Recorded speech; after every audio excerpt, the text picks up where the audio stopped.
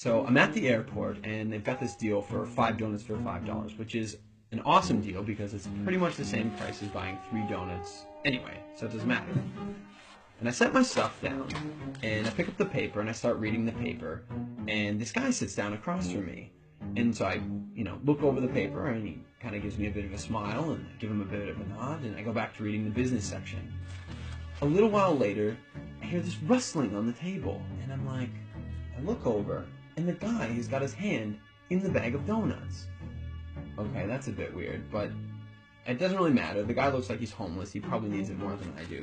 And I've still got 4 donuts anyways, and I'm not going to eat all 4 donuts, so what do I care? So I reach in the bag, and I grab a donut, and I start eating it. And I go back to reading the paper.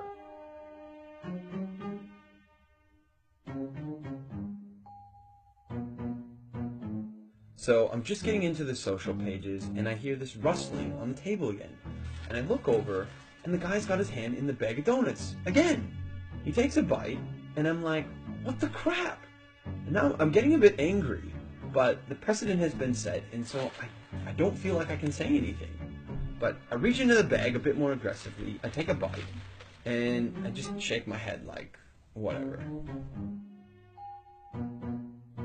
So a few minutes have gone by, and there's this call on the loudspeaker for the next departure, and the guy gets up and he starts gathering up all his stuff, and he gets to the end of the table and he stops. And I see him out of the corner of my eye, and he reaches into the bag, and he pulls out the last donut. And I'm like, seriously? And he looks at me, he breaks it in two, and he hands it to me. I reach out, and I take this half, and I'm in total disbelief. And he kind of nods at me, and he walks off.